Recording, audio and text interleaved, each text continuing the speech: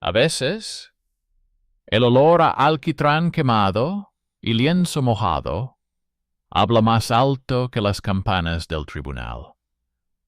Cuando instalaron la picota en el centro de la ciudad, nadie miraba directamente, ni siquiera los que venían por el espectáculo. Las piedras bajo los pies chapoteaban por la lluvia y los escupitajos, y la viga de madera con un anillo de hierro brillaba como si comprendiera el precio de la reputación humana. Pero a mediados del siglo XVII, en una ciudad del norte, la columna permanecía casi siempre vacía. La plaza estaba en silencio. Solo el guardián contaba que ahora la vergüenza se paga por adelantado. Amigos, os saludo.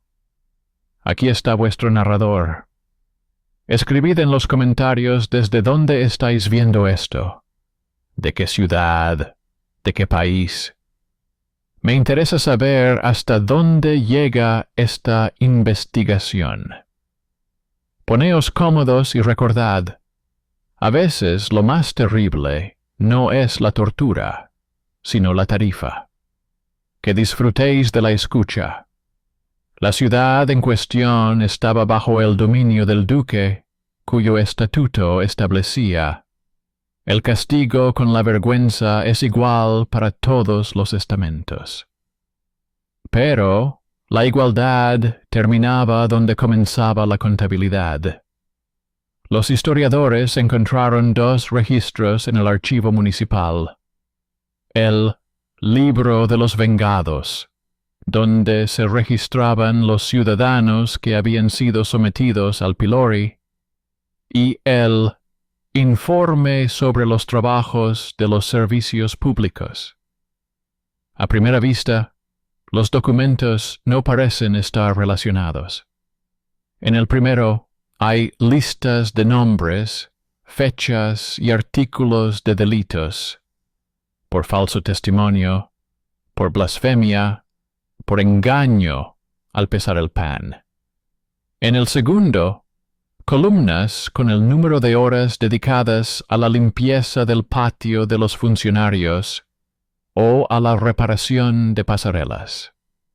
Pero en uno de los registros aparecía un nombre repetido 2 veces: el comerciante Martin Veld.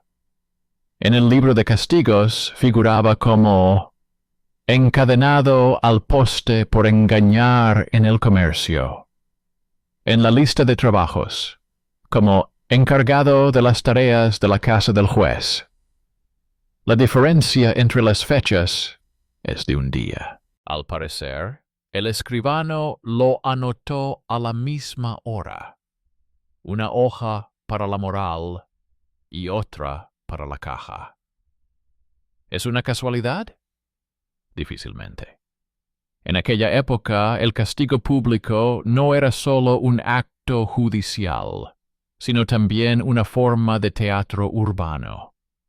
La gente debía ver cómo el cuerpo del culpable se convertía en portador de la vergüenza. Pero si el cuerpo desaparecía, el teatro se derrumbaba. El poder perdía a su público. Para evitarlo, los funcionarios idearon un sistema de sustitución. La esencia era simple. El acusado podía redimir la vergüenza con trabajo, pero no para la ciudad, sino para el patio privado de uno de los funcionarios. Esto se formalizaba como servicio nocturno, más a menudo como limpieza de estiércol, transporte de leña o limpieza de zanjas de desagüe. Todo se hacía sin testigos, pero con recibo. Los lugareños lo llamaban trabajo honesto.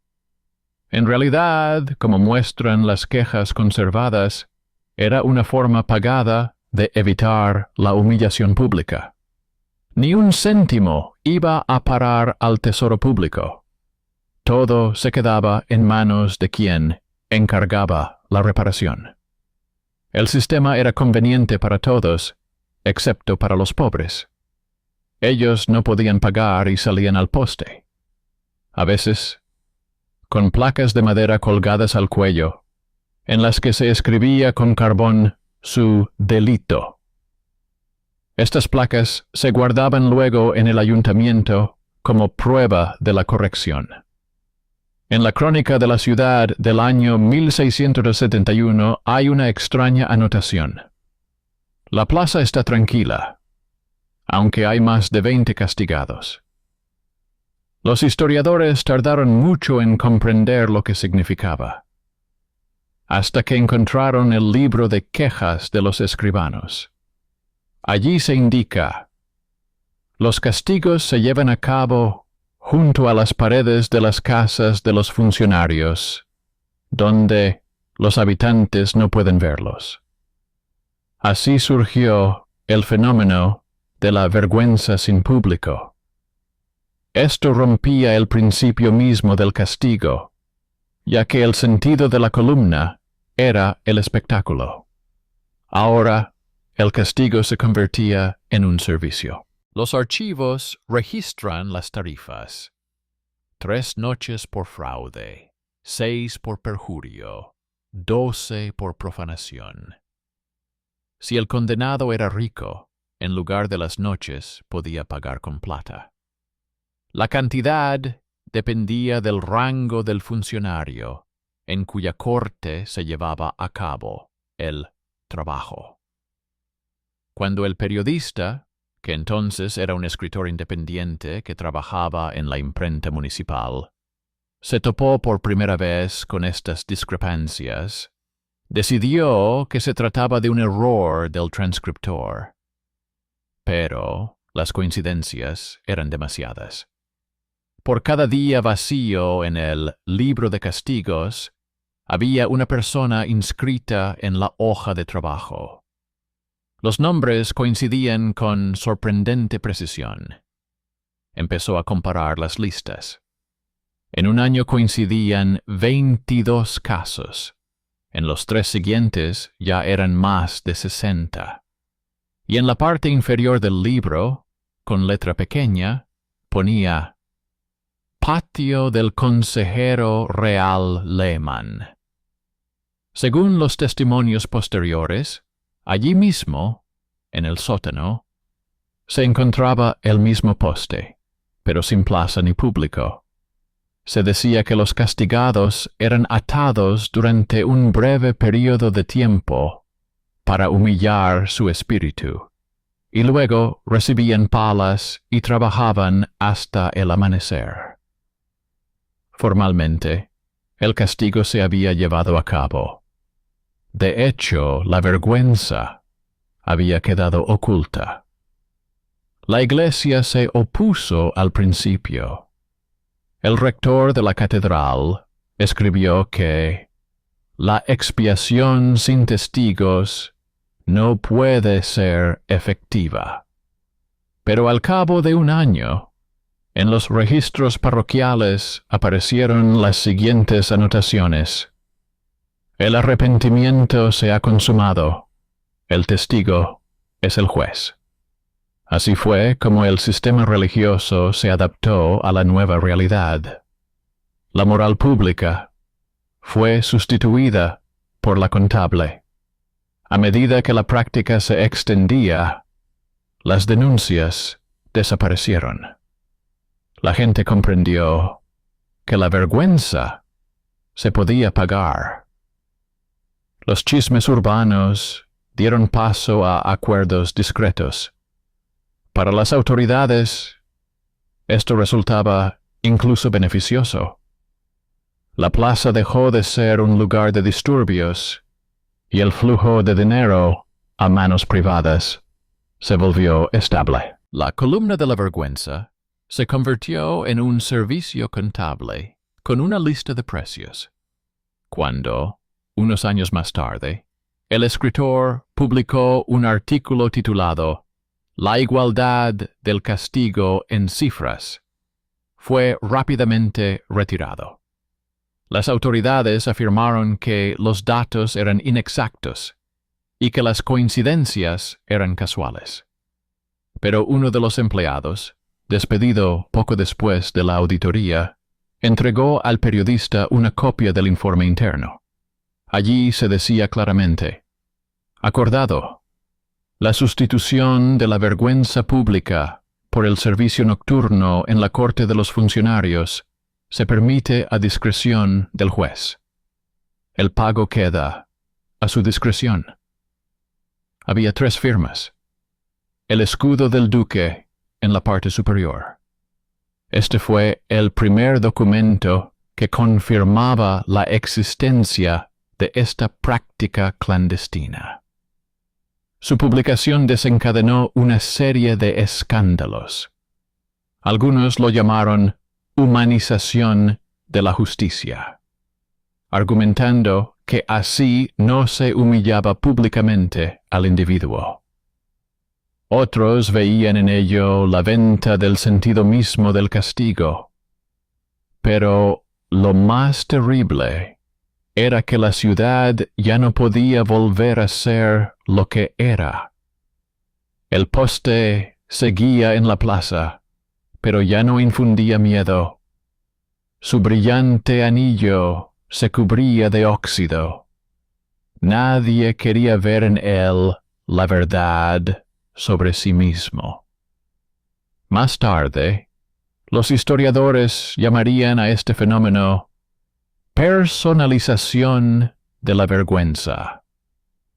Lo que antes era un símbolo de igualdad ante la ley, se convirtió en un espejo de la desigualdad.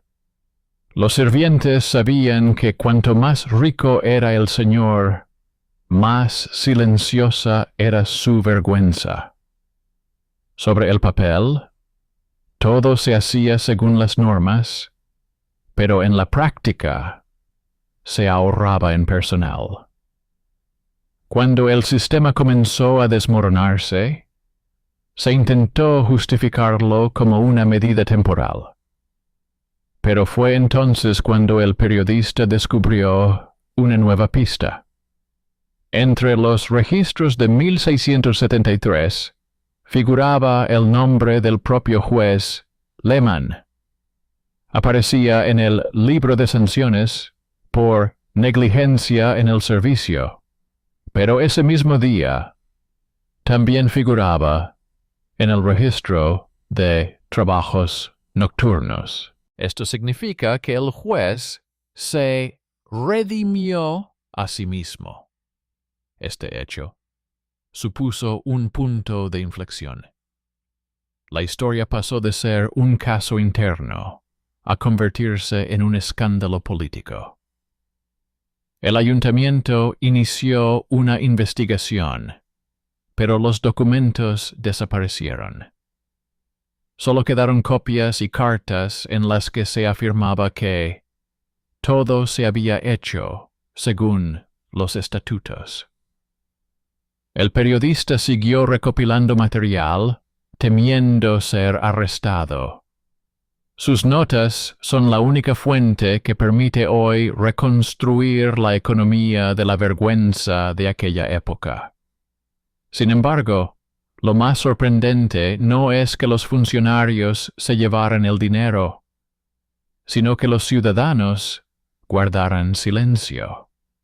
El castigo público se convirtió en un asunto personal. La vergüenza en una mercancía.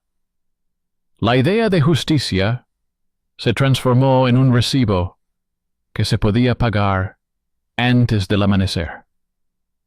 Cuando la comisión comenzó la investigación, los funcionarios ya habían logrado reescribir la mitad de los libros.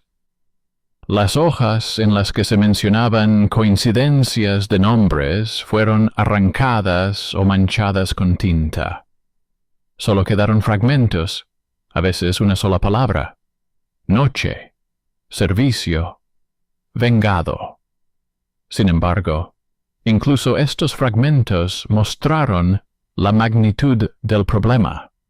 En solo un año, El importe de los pagos extra presupuestarios a los funcionarios superó los ingresos de todos los impuestos municipales.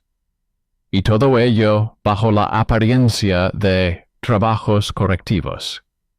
Para comprender cómo funcionaba el sistema, hay que imaginarse la ciudad de aquella época. Calles estrechas, casas pegadas a las murallas, humedad, hedor a estiércol y humo. En la plaza donde antes se colocaba el poste, ahora había una tienda con telas. Los comerciantes decían que era una suerte. Desde que dejaron de llevar a los culpables, había menos peleas y gritos, pero la tranquilidad era engañosa. A la sombra de las casas se llevaba a cabo su propio comercio, no de objetos, sino de la posibilidad de permanecer invisible. El periodista que investigó el caso escribió: "La vergüenza se convirtió en un privilegio de los ricos. Quien puede pagar, compra el silencio. Quien no puede, paga con su imagen". No exageraba. En uno de los protocolos conservados se indica: el tejedor Peter Shore fue sometido a la vergüenza pública por no tener medios para pagar. Su culpa era el retraso en el pago de los impuestos. Ese mismo día, junto a él, debían colocar al farmacéutico por el mismo motivo. Pero el farmacéutico no acudió, ya que se corrigió trabajando en la corte del juez. Así se establecía una nueva jerarquía. La columna seguía siendo para los pobres. Los ricos se redimían en silencio, y sus nombres se borraban de las listas al cabo de unos días. No se trataba simplemente de hipocresía, sino de una nueva forma de seguro social. A cambio de plata, la persona compraba no solo la libertad, sino también la reputación. Los documentos internos de la administración conservaron incluso las tarifas. La hoja titulada Evaluación del tiempo de vergüenza contenía una tabla. Una noche de trabajo, medio día de vergüenza. Es decir, con 2 noches se podía saldar una mañana en el poste. En términos monetarios, 3 monedas de plata. Para un artesano, eso era el alquiler mensual de una vivienda. Para un funcionario, una bagatela. El sistema también tenía un aspecto ritual. Formalmente el castigo se llevaba a cabo. El culpable acudía al sótano o al cobertizo, donde había un poste sin plaza. Lo colocaban allí durante un breve período de tiempo, y el escribano anotaba en el diario: corrección iniciada. A continuación, se realizaban trabajos físicos. A veces se trataba de sacar la basura, otras veces de limpiar a mano los pozos negros. Todo se hacía por la noche, para que nadie lo viera. A la mañana siguiente, el escribano anotaba: la vergüenza ha terminado. El tesoro público no recibía nada, pero el funcionario obtenía mano de obra y dinero. Los informes médicos de la época atestiguan que, tras la abolición de los castigos públicos, aumentó en la ciudad el número de heridas e inflamaciones entre los pobres, que pasaban por la picota sin protección. Los verdugos no se preocupaban por el estado de la piel. Los anillos de hierro rozaban el cuello hasta hacer sangre, y, en tiempo frío, las manos se congelaban con las cadenas. Las enfermedades se denominaban debilidad vergonzosa, inflamaciones, quemaduras, fiebre. Los libros de medicina atribuyen estos casos al enfriamiento excesivo, pero en las historias populares queda claro.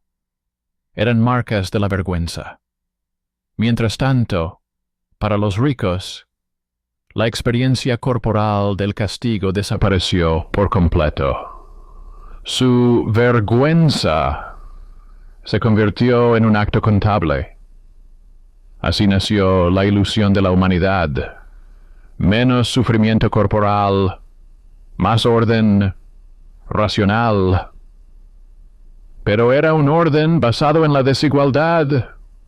Unos perdían la salud, otros solo el dinero. La comisión creada tras el escándalo se enfrentó a una paradoja. Según la ley, el castigo debía ser visible. De lo contrario, perdía su sentido. Pero, ¿cómo demostrar lo invisible? En la reunión, según el acta conservada, uno de los miembros dijo: si una persona trabajó por la noche por orden del tribunal, significa que la vergüenza se ha producido. Así fue como la corrupción obtuvo una justificación legal. El periodista volvió a intentar publicar los materiales, pero la imprenta se negó a imprimirlos. Entonces comenzó a enviar copias a otras ciudades. Varias publicaciones reimprimieron fragmentos con titulares como «Sobre la supuesta igualdad de los castigos». La respuesta no se hizo esperar. El duque promulgó un decreto sobre la regulación de las prácticas vergonzosas. En él se mencionaba oficialmente por primera vez: la picota puede sustituirse por trabajos en la corte de los funcionarios si ello contribuye a mantener la paz social. Así, un servicio ilegal se convirtió en ley. En las cartas de los contemporáneos hay líneas amargas. Ahora la vergüenza se ha convertido en algo voluntario. La gente entendía que el poder no iba a renunciar a un sistema tan conveniente. Este permitía mantener la apariencia de orden sin una publicidad real. Es más, en las casas de los funcionarios comenzaron a aparecer salas correccionales, sótanos equipados con grilletes y cadenas, donde los condenados pasaban varias horas para luego poder poner una marca en el libro. El mito de la igualdad se mantenía en los sermones. Los sacerdotes decían que todos están iguales ante el juicio del Señor. Pero los documentos afirmaban lo contrario. Junto a los nombres de los ciudadanos acomodados aparecía cada vez más a menudo la anotación «sustituido por servicio», y junto a los nombres de los pobres, «hecho públicamente». La diferencia no era solo en el dinero, sino también en los recuerdos. A unos se les veía, a otros no. El tejido moral de la ciudad comenzó a desmoronarse. La gente dejó de creer en el sentido de los castigos. Si todo se puede pagar, entonces la vergüenza pierde su fuerza. En las notas de un farmacéutico leemos: el castigo sin espectadores es como un sermón sin oyentes. Más tarde, sus palabras fueron citadas como proféticas. Una década después, el sistema se derrumbó definitivamente. Pero antes de eso, hubo años de silencio, en los que todo parecía decente. El poste en la plaza se erigía como un monumento al antiguo orden.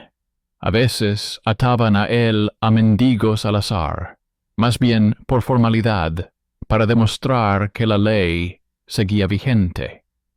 Y cerca de allí, tras las ventanas de las casas de los funcionarios, se llevaban a cabo verdaderas correcciones, invisibles para nadie.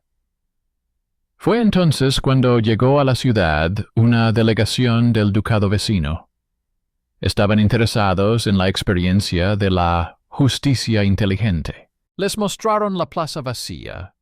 Les hablaron del carácter pacífico de los ciudadanos y de que los culpables ahora trabajan por el bien de la sociedad. En realidad, para el bien de personas concretas. Así se exportó la corrupción como progreso. Especialmente preocupante era que las nuevas normas no solo se aplicaban a las infracciones comerciales o domésticas, sino también a las infracciones religiosas. Por blasfemia, por ejemplo, antes se castigaba con permanecer de pie junto a un poste durante el día del servicio. Ahora bastaba con corregirse con una oración ante el juez. El servicio se convirtió en una forma de soborno. La crónica de la ciudad dice: desde que la vergüenza se convirtió en algo privado, la fe se debilitó. A finales de la década, aparecieron los primeros panfletos anónimos que se burlaban de los servidores de la vergüenza. En ellos se representaba a los funcionarios con las llaves de sus propios postes subterráneos. Estos textos circulaban en secreto, pero su influencia era enorme. La gente empezó a murmurar que el poder temía a su propia plaza. En respuesta, el duque ordenó reforzar el control. En cada distrito se nombró a un guardián de la moral, cuya función era vigilar el orden y denunciar las infracciones.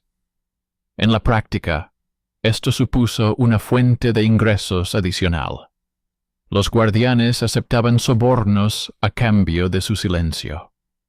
El poste de la vergüenza dejó de ser un instrumento de justicia y se convirtió en un símbolo de la economía del miedo. El sistema funcionaba como un mecanismo bien engrasado. Los documentos muestran que solo en la oficina del duque trabajaban 8 escribanos, cuya tarea consistía en redactar las correcciones.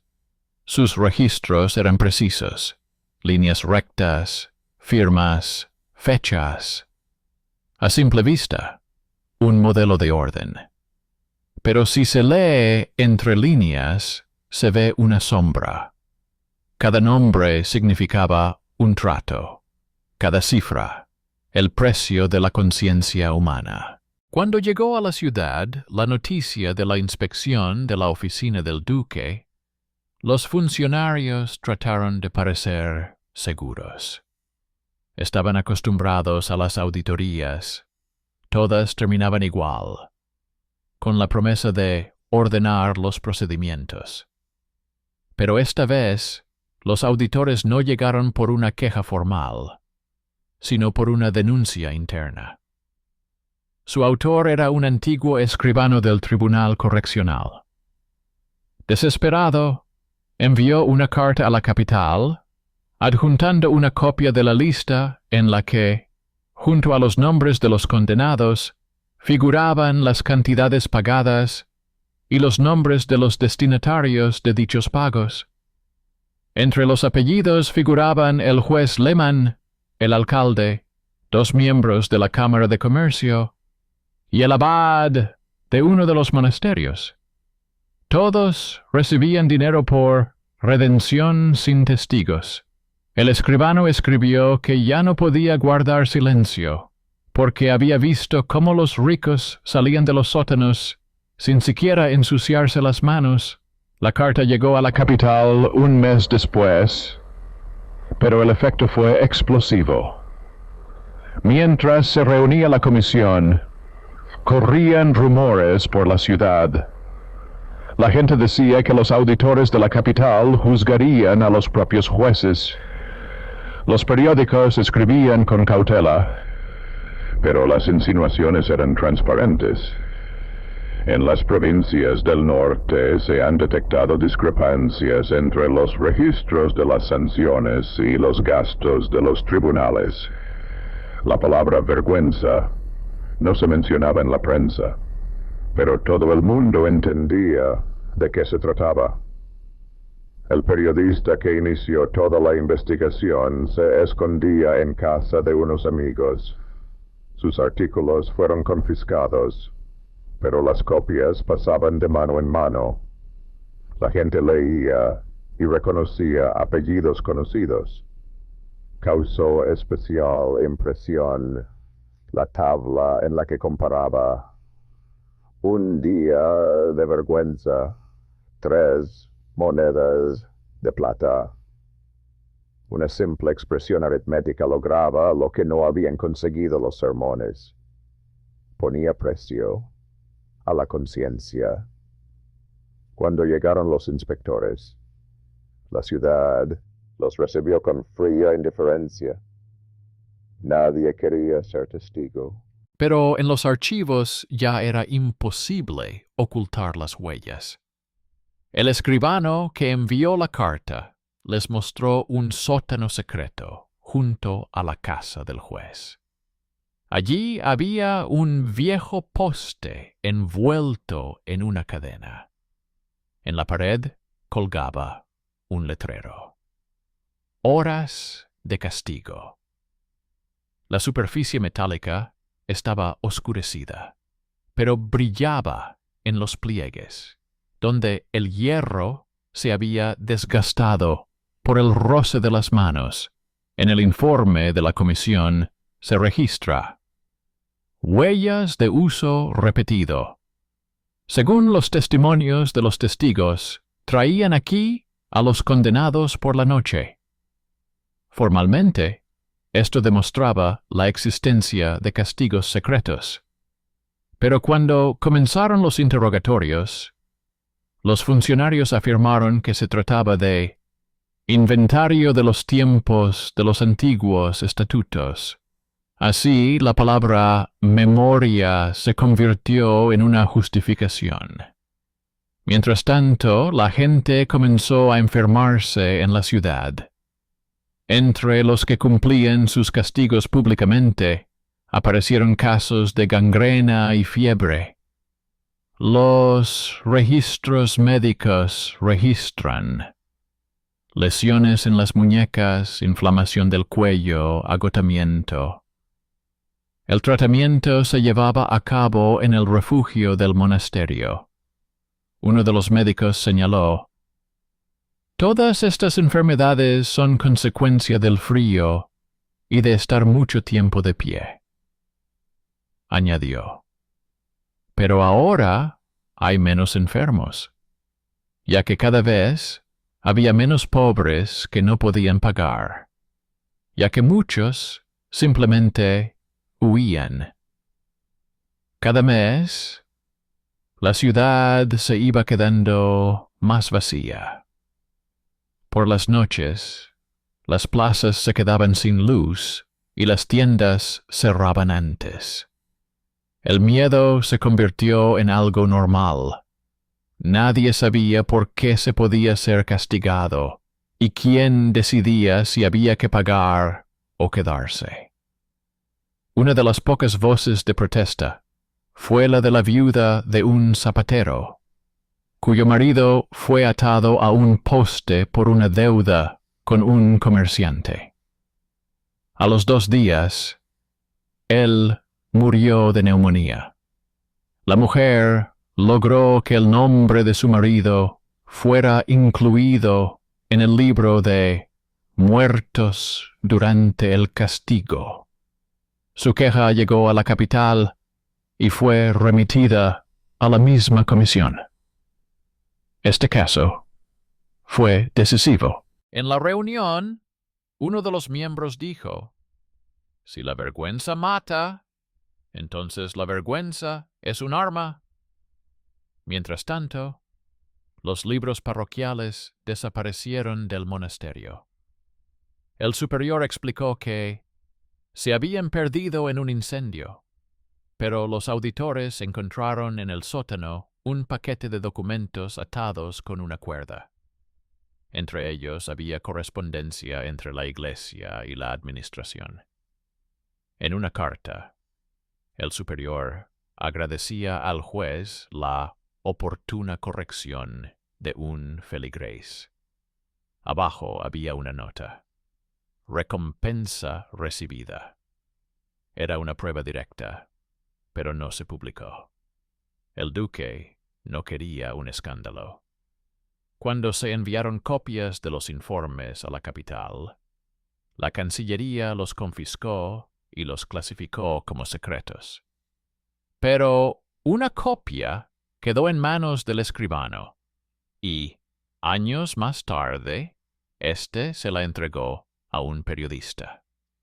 Así surgió el texto titulado El servicio de la vergüenza. En él se describía detalladamente cómo el sistema había convertido la moral en un servicio. El periodista escribió que todos los participantes en el plan se justificaban de la misma manera.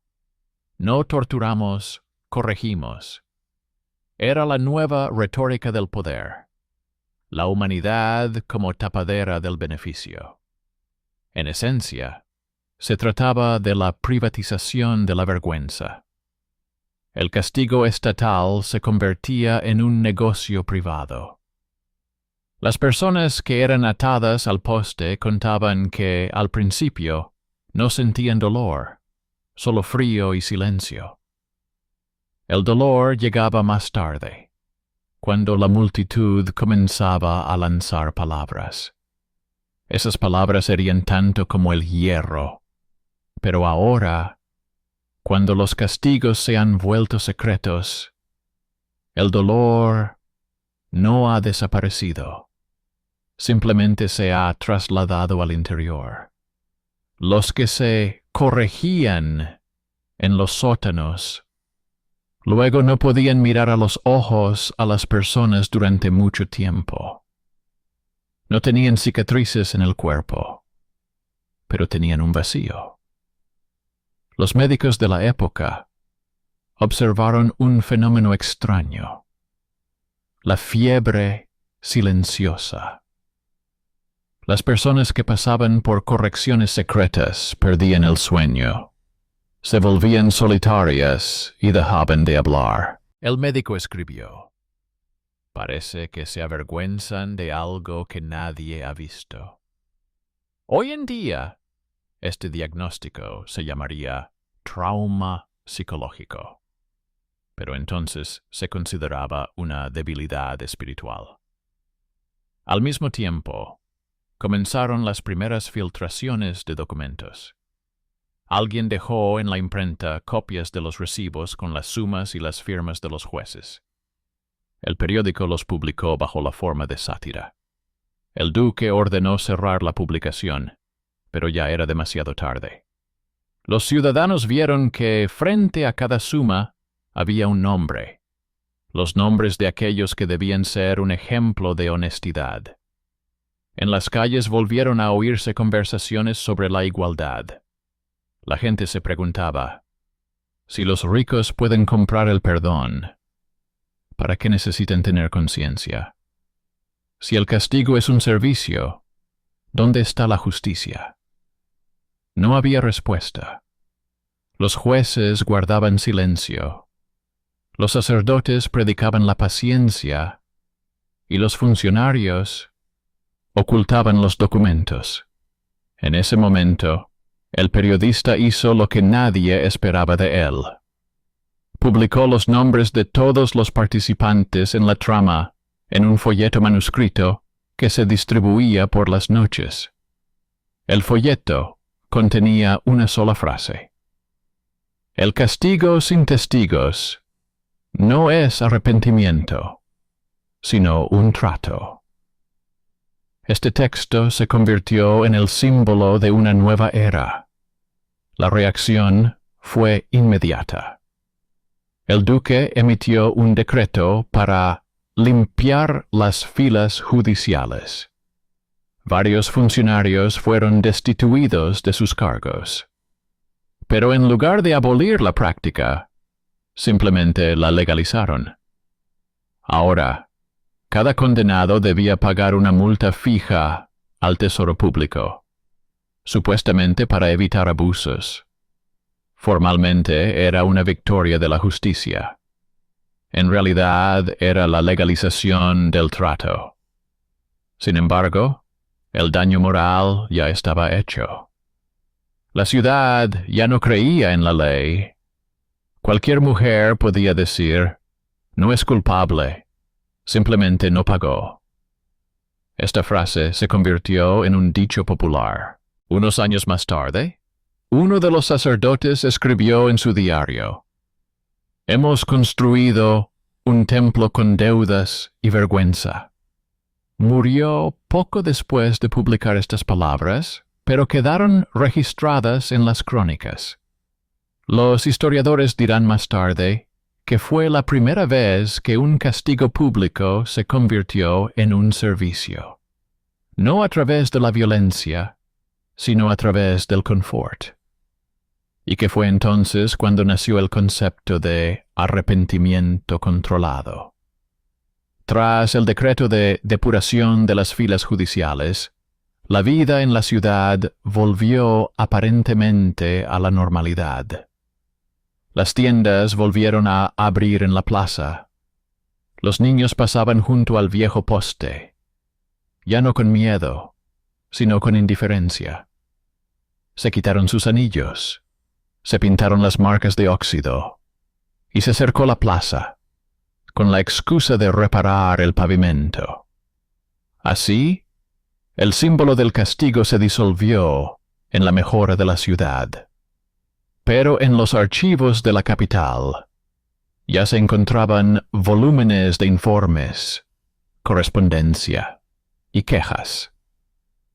Los secretarios de la Cancillería comprendían que, si los documentos se filtraran, el escándalo podría afectar no solo a las provincias del norte. Después de todo, existían esquemas similares en otras ciudades. En uno de ellos, por ejemplo, las noches correccionales se denominaban oficialmente guardias de oración. Los condenados pasaban el tiempo a la luz de las velas en la casa del rector, leyendo salmos. Formalmente, era un acto de arrepentimiento. En realidad, era un sustituto pagado de la vergüenza pública. En los pasillos de la capital, este fenómeno se denominaba el nuevo método del silencio. En las reuniones del Consejo de Abogados se esgrimían argumentos como que esta práctica suaviza los modales y evita los disturbios callejeros. En realidad se trataba de control. La vergüenza pública era impredecible. La multitud podía reírse, compadecerse o defender al condenado. El castigo secreto excluía al espectador y, por lo tanto, el riesgo de la compasión pública. El periodista, que regresó de la clandestinidad, comprendió que su descubrimiento se había convertido en parte de la reforma estatal. Ahora, aquello contra lo que luchaba tenía el sello de la ley. Siguió escribiendo, pero ninguna editorial aceptaba sus textos. Recurrió a colegas de otras ciudades, pero estos temían incluso discutir el tema. Una vez lo vieron cerca de la plaza. Estaba de pie frente a un poste pintado y sostenía en sus manos una vieja placa con la inscripción «Falsa juramento». Según testigos presenciales, repetía, no era un poste, era un espejo. Una semana después lo encontraron muerto en el río. El informe dice que se ahogó, sin signos de violencia. Tras su muerte, los manuscritos desaparecieron. Pero años más tarde, un ejemplar de El Servicio de la Vergüenza apareció en la biblioteca de la universidad, con una dedicatoria. Para recordar que el orden también sabe mentir. Este documento se convirtió en la base de los estudios históricos del siglo XVIII. Los científicos ya no tenían dudas. El sistema de sustituciones pagadas de las penas se legalizó bajo la apariencia del humanismo. Mientras tanto, en la propia ciudad, cambió la estructura del poder.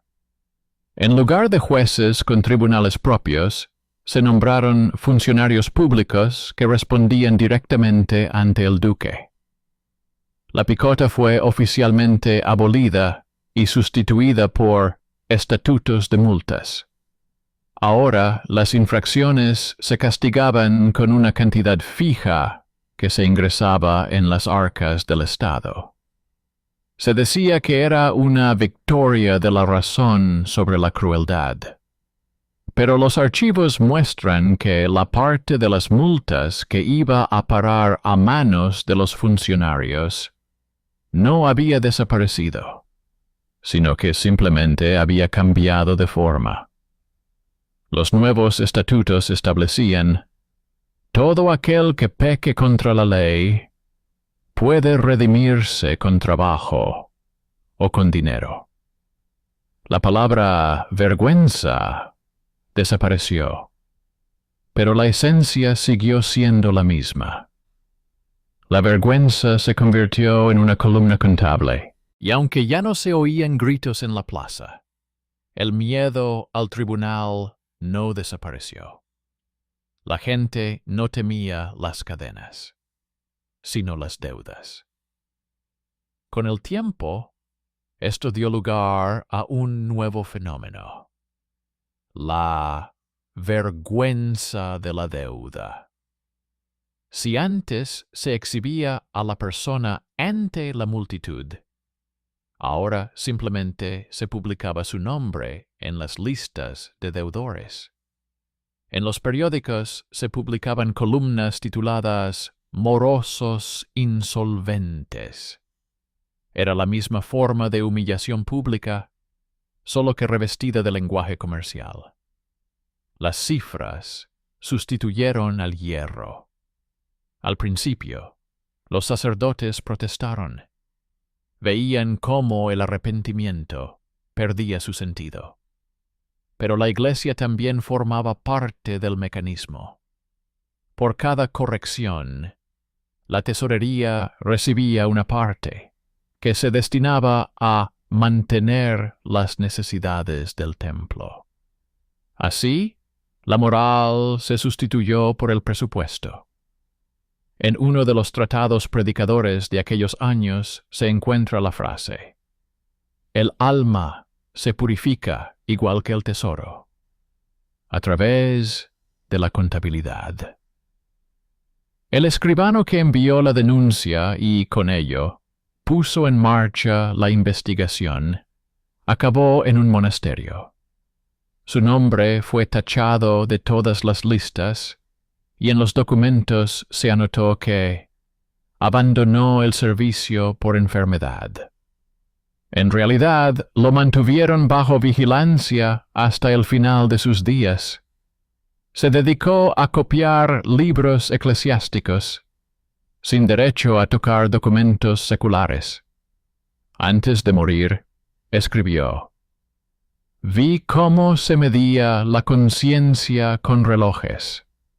Los historiadores que estudiaron este período lo llamarían más tarde la era de la justicia invisible. Fue entonces cuando el castigo dejó de ser corporal y pasó a ser interno. El hombre vivía con una deuda, con un recibo, con un sentimiento de culpa que ya no requería testigos.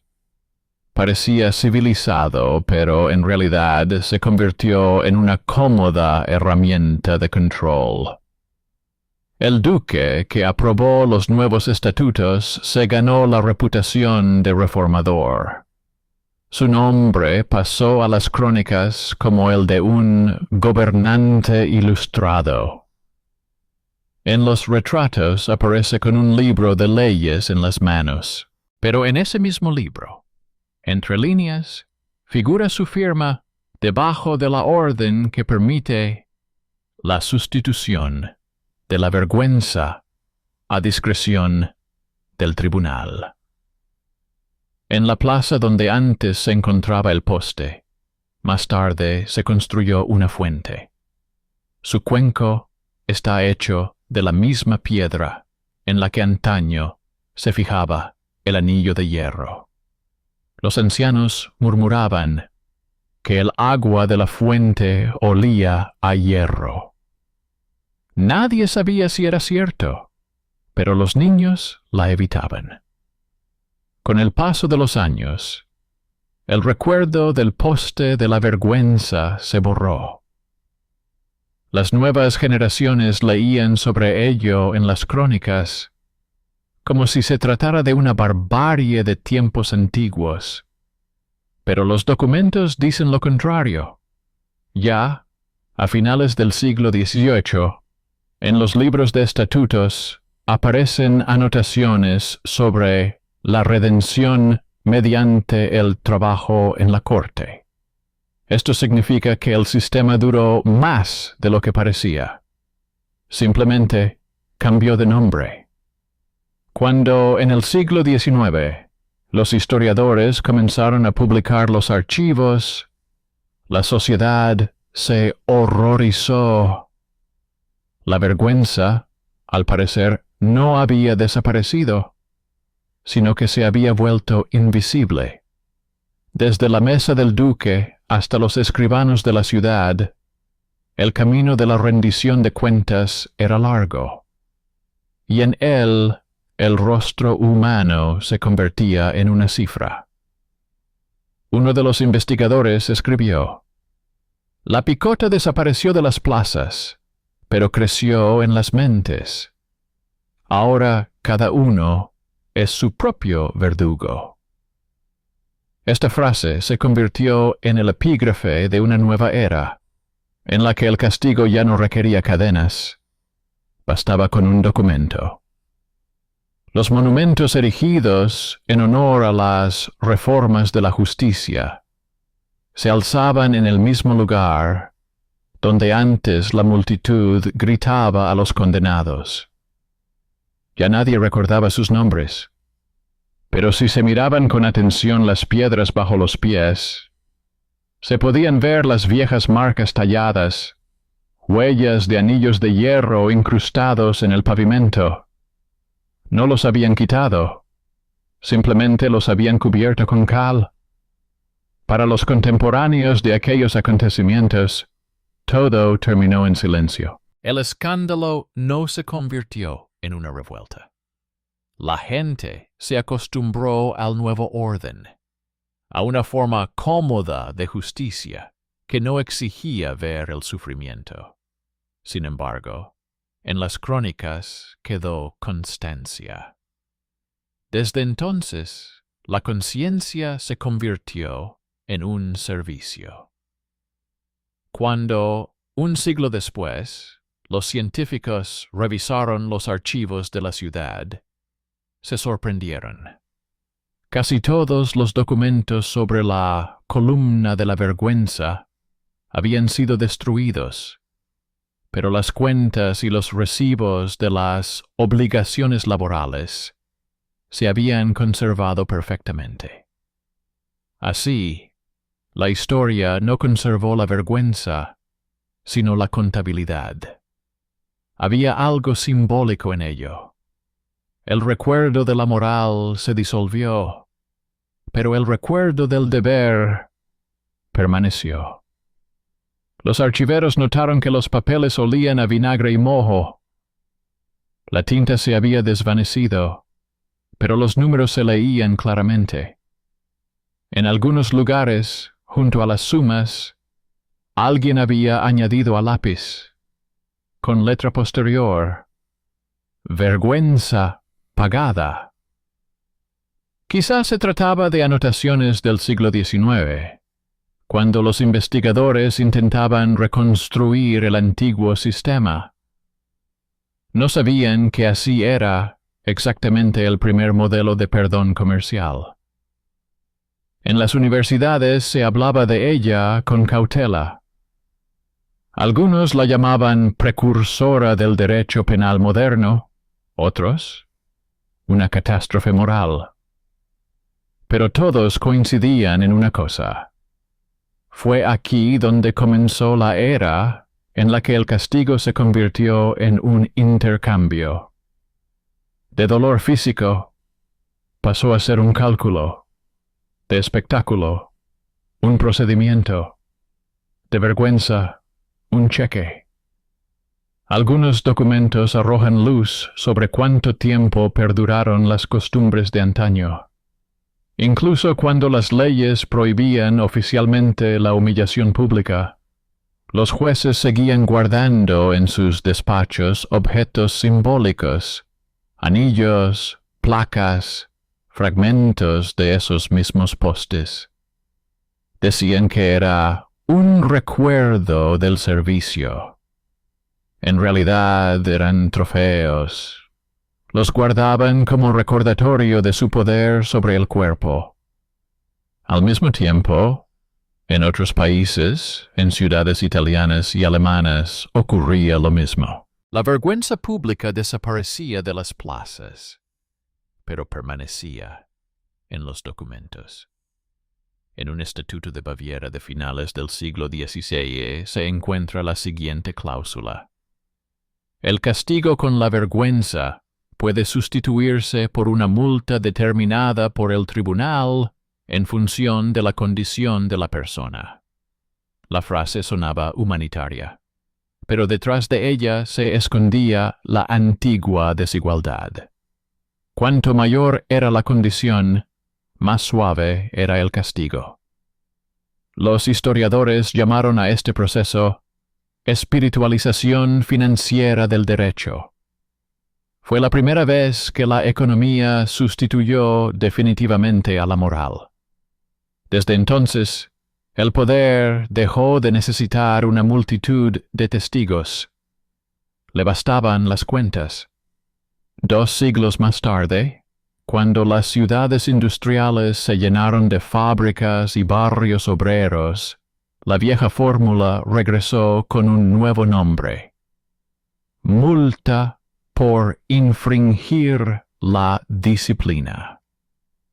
Sobre el papel parecía una medida sencilla, pero en esencia era lo mismo. Cambiar la vergüenza por dinero. Solo que ahora el pago no era por salvar la dignidad, sino por el derecho a infringir la norma. En el siglo XIX, un filósofo francés que estudiaba los archivos de los ducados del norte escribió: «La ejecución pública ha muerto, pero su espíritu vive en la rendición de cuentas». Se refería precisamente a esta ciudad y a su sistema. En sus notas hay una breve anotación. Donde antes había un poste, ahora hay una fuente. La gente bebe agua y no sabe que fluye sobre las piedras de la vergüenza. Mientras que en Occidente estas prácticas se investigaban como una curiosidad del pasado, en la propia ciudad se conservaba su recuerdo en el folclore. Las ancianas decían a los niños: «No mires al agua, allí se reflejan los que estaban atados». Eran supersticiones, pero en ellas había algo de verdad. El sentimiento colectivo de vergüenza no había desaparecido. Solo se había vuelto impersonal. Con el desarrollo de los periódicos y la burocracia, la columna de la vergüenza adquirió una nueva forma: las publicaciones. Ahora no se colgaba a la persona de un árbol, sino de una página. El periódico se llamaba Anuncios Municipales. En la parte inferior, en letra pequeña, aparecía la lista de los deshonrados por sus deudas. Era un poste de papel, frío, pero con el mismo efecto. En los tratados médicos de finales del siglo XVIII apareció el concepto de melancolía vergonzosa, un estado en el que la persona se siente condenada sin motivo. Los médicos lo consideraban un trastorno nervioso, pero los historiadores lo veían como un síntoma social. Allí donde el castigo se volvió invisible, la vergüenza se instaló en el interior. Cuando en el siglo XIX las autoridades municipales decidieron crear un museo de antigüedades, la cuestión de la columna de la vergüenza se convirtió en una piedra angular. Unos querían exponerla como artefacto, otros querían ocultarla. Ganaron los segundos. La columna permaneció en los sótanos del ayuntamiento, desmontada en pedazos. Solo el anillo, corroído por el óxido, se exhibía bajo el letrero: formas medievales de castigo. Nadie explicaba que ese anillo se siguió utilizando durante 100 años después de su abolición. Las generaciones se sucedieron, pero la forma de poder sobre el cuerpo y el nombre no desapareció. En los estatutos del siglo XIX, la vergüenza ya no se llamaba deshonra, sino que se sustituyó por las palabras descontento público. Era el mismo sentimiento, solo que sin campanas ni plazas. La gente empezó a temer más perder su reputación que su libertad. Donde antes se castigaba físicamente, ahora se castigaba con el silencio. El poder aprendió a no mostrar el castigo, sino a crear una sensación de vigilancia. Se decía: si eres culpable, tú mismo lo sabes. Así, la conciencia se convirtió definitivamente en parte del mecanismo de control. En el siglo XX, los sociólogos encontrarán en los archivos esa misma lista con nombres dobles y la llamarán el primer registro del castigo privatizado. En los seminarios se debatirá cómo la sociedad aprendió a controlar la vergüenza, no con el palo, sino con el documento. Y todo comenzó cuando un juez no quiso estropear su plaza con una ejecución ruidosa. Solo quedará un nombre sin descifrar, el del escribano que en su día delató a sus superiores. Su firma en los informes está escrita con letra pequeña y cuidada. En los márgenes hay una breve nota: si la justicia no es visible, muere. Estas palabras se grabarán más tarde en una placa conmemorativa en la biblioteca de la universidad. Los historiadores siguen debatiendo si este sistema fue un avance o una decadencia moral. Algunos dicen que salvó vidas, otros que acabó con el concepto de igualdad. Pero independientemente de lo que se discuta, todos reconocen una cosa: desde entonces, el mundo dejó de creer en la pureza de los castigos. Cada decisión judicial se convirtió en un recordatorio de que, en algún lugar, hay un precio que alguien ya ha pagado. Hoy en día, en el lugar de esa plaza hay un edificio administrativo. Debajo, bajo una capa de losas, yacen los restos de los cimientos del antiguo poste. Nadie sabe dónde está el anillo ni dónde han ido a parar las placas, solo que, a veces, Cuando llueve, el agua corre por las paredes del edificio y deja marcas marrones parecidas al óxido. La gente dice que solo es suciedad, pero los viejos archiveros susurran otra cosa. Es memoria. Y cuando miras esas marcas, te das cuenta de que el poste de la vergüenza nunca desapareció. Simplemente se trasladó a donde no se ve, a los papeles, a las cuentas, a los informes, al miedo a dar un paso en falso y, tal vez, a nosotros mismos.